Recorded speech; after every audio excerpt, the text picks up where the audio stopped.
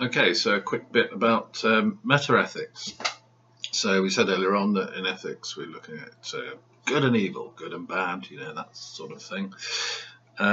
What meta-ethics does, what it's the study of, it looks beyond ethics, hence the meta bit.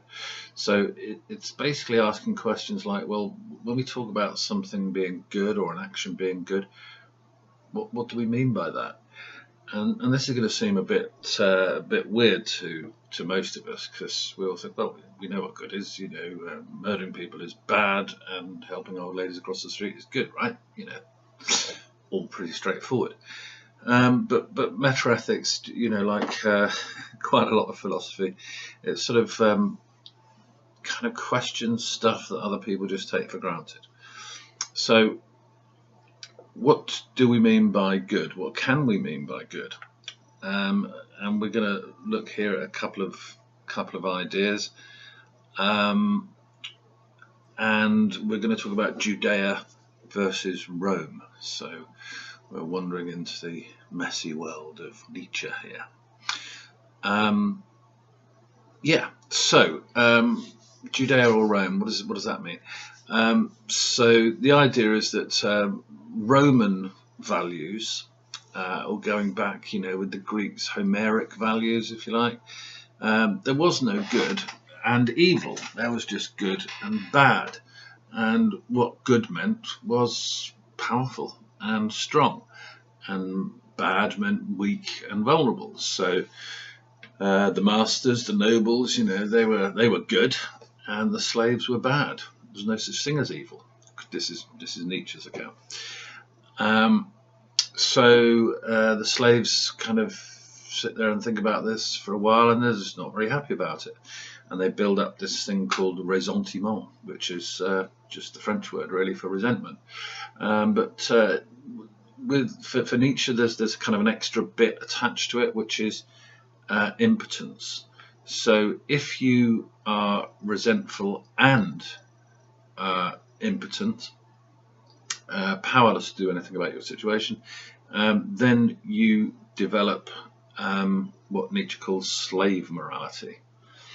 So basically the slaves are kind of sitting there and they're thinking, well, we've got this whole good and bad thing, but that can't be right, because we're good, and these people that beat us up every day and whip us and make us do stuff we don't want to do, and don't even pay us, those people they're the bad ones, aren't they? We're the goodies, they're the baddies. And so according to Nietzsche, we go back to the Jews and when they were originally enslaved and stuff, and that's why we're getting this Jewish morality, which later morphs into Christian morality. So Christians just took it, oh, that's good, and then marched through Europe with it on the back of St. Paul.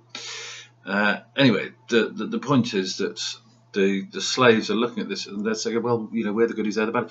So the idea is that the slaves then, the Jewish slaves then invent this idea called evil, and they say, yeah, we're good, but good now is going to mean what we now think of as good, and evil is what those people are that keep whipping us.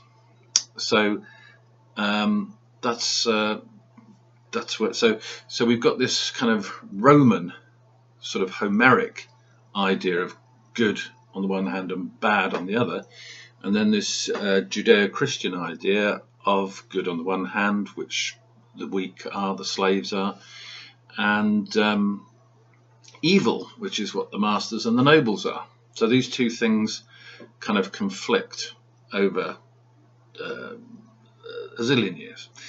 And Nietzsche talks about this in his book called The Genealogy, not Genealogy, thanks very much, of Morals. And this is dealt with in the first essay at number 16. paragraph 16 can't be a paragraph, it's too big for that. Verse 16, because it's like reading poetry. Anyway, and he basically says in 16, which of these is in the ascendant at the moment, Rome or Judea? But there is no room for doubt. Consider before whom one bows today, in Rome. So he thinks that the Judeo-Christian morality has won. And what I'm just sort of slightly interested in is whether Nietzsche is right about that. One of the reasons I loved Nietzsche, apart from his very groovy moustache, of course, which is another good reason to love Robert Winston, by the way, is that you're reading Nietzsche and you think, a lot of this stuff is really unpleasant, but it kind of is right. It's just kind of right. He just seems to be right about everything, and I'm wondering if there's any chance at all. No doubt Nietzsche scholars will be coming to stab me soon. If there's any chance at all that he's wrong about this, has the Judeo-Christian Kantian categorical imperatives, never lie, don't murder people, has that stuff really won over the sort of Homeric idea of good and bad, strong and weak?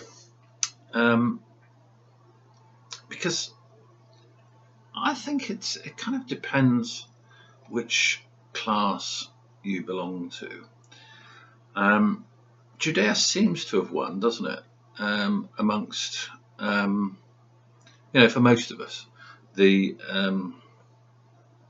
what should we call ourselves? We'll call ourselves the peasant classes for the moment, as opposed to the ruling classes. So, we poor peasants just sit there and, oh, it mustn't kill people and stuff like that. And we've got all these rules and, we stick to them. And these people, they must be laughing their bloody heads off, because what they're doing is they're living their lives, the oligarchs, the people with all the cash, the power, the influence and all the rest of it, according to Homeric or Roman values, not these Judeo-Christian values. They're just the ones that we're hidebound by.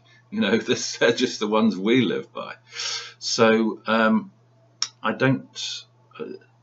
not sure Nietzsche's right about this. I think Judea seems to have won, but in practice the whole world is run by people who operate on a Roman/Homeric basis.